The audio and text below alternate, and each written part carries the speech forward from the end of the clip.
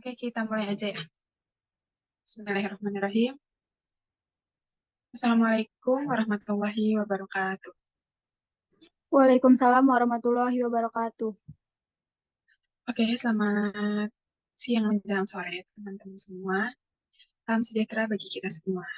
Yang saya hormati, Ibu dosen pengampu mata kuliah statistika, yaitu Ibu Syifa dan Ibu Sri. Dan yang saya hormati juga teman-teman saya yang saya cintai.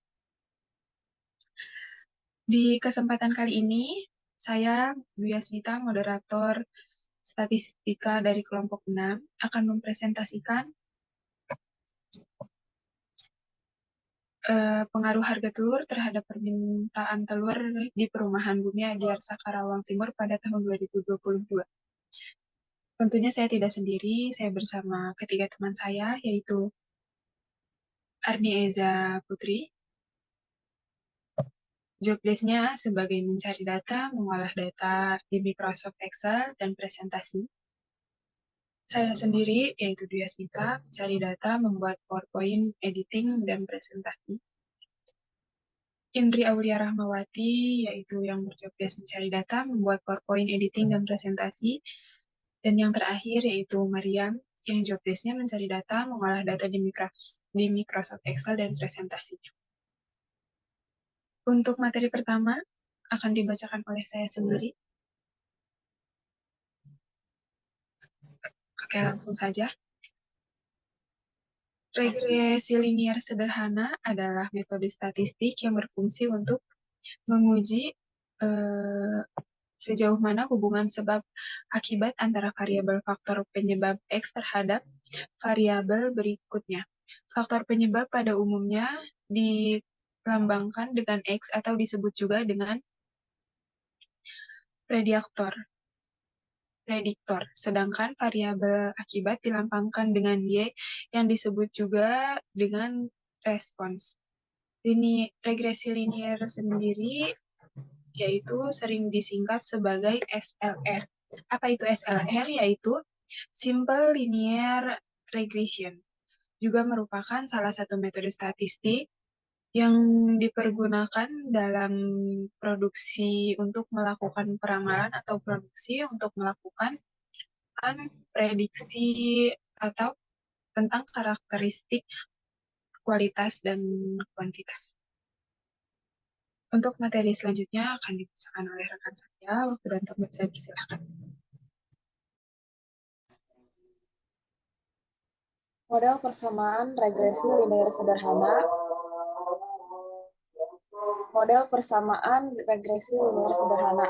Rumusnya yaitu Y sama dengan A tambah BX, di mana Y yaitu variabel response atau variabel akibat, X yaitu variabel prediktor atau variabel faktor penyebab, dan A adalah konstanta, sedangkan B sebagai koefisien regresi atau besaran response yang ditimbulkan oleh prediktor. Nilai-nilai A dan B dapat dihitung dengan menggunakan rumus di bawah ini.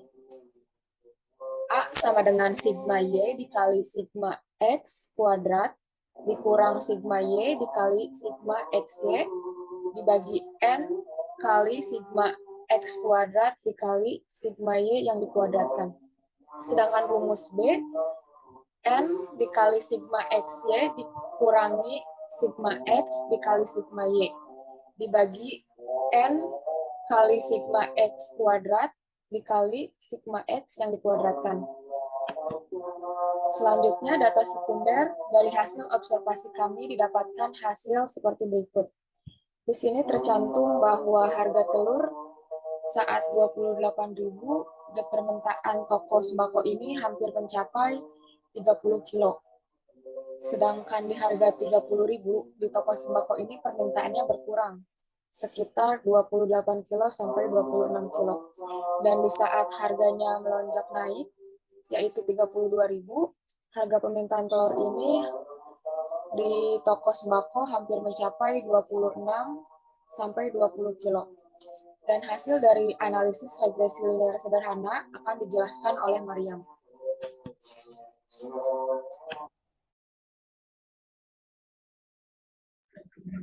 pengaruh harga telur terhadap permintaan telur di Perumahan Bumi Adiarsa Indah, Karawang Timur pada tahun 2022. Di sini ada A sama dengan sigma Y dikali sigma X kuadrat dikurangi sigma X dikali sigma XY dibagi N dikali sigma X kuadrat dikali sigma X yang dikuadratkan. Jadi sigma Y-nya itu di sini 260 dikali sigma X kuadrat yaitu 9.272 dikurangi sigma X 260. Oh tadi 260 terus sigma XY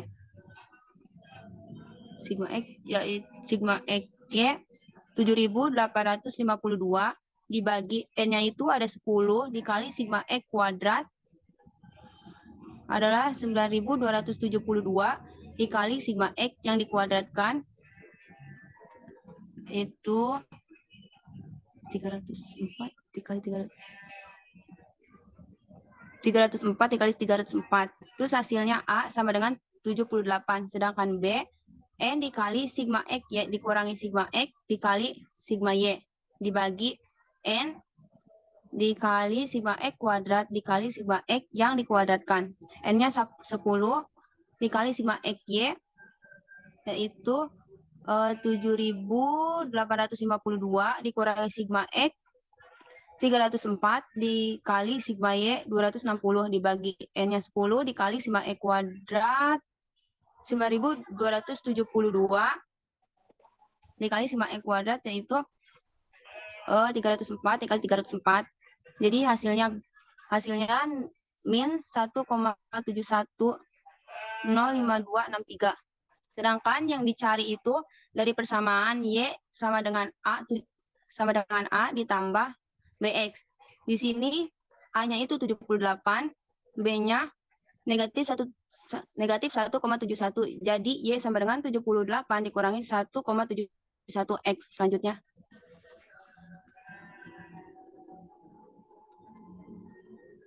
Koefisien korelasi. Koefisien korelasi itu nilainya harus antara 0 sampai 1. Terus arah dan kekuatan. Rumusnya R sama dengan N dikali sigma XY dikurangi sigma X dikali sigma Y dibagi akar N dikali sigma X kuadrat dikurangi sigma X kuadrat dikali N sigma dikali sigma Y kuadrat dikurangi sigma Y yang dikuadratkan. R-nya negatif 0,92. Terus arahnya negatif, kekuatannya korelasi negatif kuat. Terus kesimpulannya, dari hasil perhitungan di atas diketahui bahwa nilai R sebesar negatif 0,92, artinya arah menunjukkan negatif dan kekuatan menunjukkan korelasi negatif kuat. Terus koefisien determinasi R sama dengan N sigma XY dikurangi sigma X dikali sigma Y dibagi akar N dikali sigma X kuadrat dikurangi sigma X yang dikuadratkan dikali N dikali sigma X Y kuadrat dikali sigma Y yang dikuadratkan. Itu R-nya 0,92, jadi R kuadratnya 0,92 negatif 0,92 dikali negatif 0,92 hasilnya 0,8464 di ke persen jadi 84,64% dan sisanya yaitu 15,36%. Kesimpulannya, dari hasil perhitungan di atas diketahui bahwa nilai R kuadrat sebesar 84,64%, artinya pengaruh harga terhadap permintaan sebesar 84,64%, sedangkan sisanya sebesar 15,36%. Permintaan dipengaruhi oleh variabel lain yang tidak kita teliti. Selanjutnya akan dijelaskan oleh Arni Eja. Baik, selanjutnya summary output. X sama dengan harga telur, Y sama dengan permintaan telur. Di dalam kategori kolerasi, dapat kita lihat 0,00 sampai 0,199 disebut sangat rendah. 0,20 sampai 0,399 itu rendah. 0,40 sampai 0,599 sedang. 0,60 sampai 0,799 itu kuat, dan 0,80 sampai 1 disebut sangat kuat. Di sini dapat kita lihat nilai korelasi dari kolom multi R 0,89. Nilai korelasi antara X dengan Y adalah 0,891, termasuk dalam kategori sangat kuat.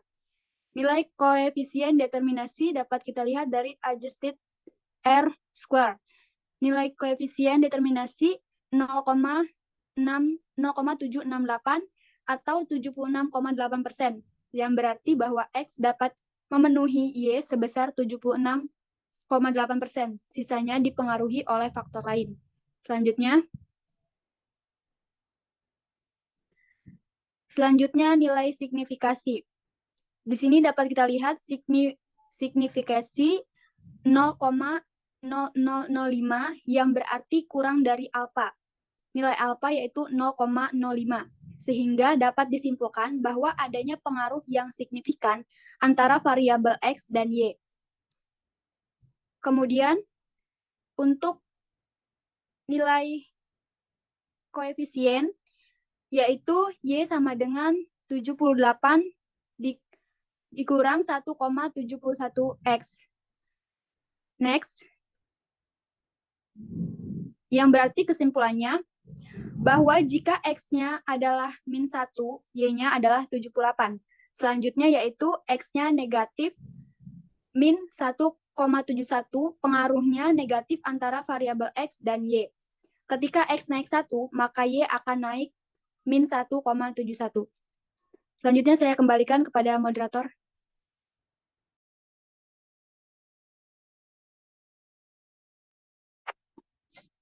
Oke, terima kasih untuk teman-teman saya yang sudah mempresentasikan materi hari ini. Baik, untuk selanjutnya yaitu penutupan. Mohon maaf jika saya dan kelompok saya ada kekurangan. Sekian dari kami. Wassalamualaikum warahmatullahi wabarakatuh.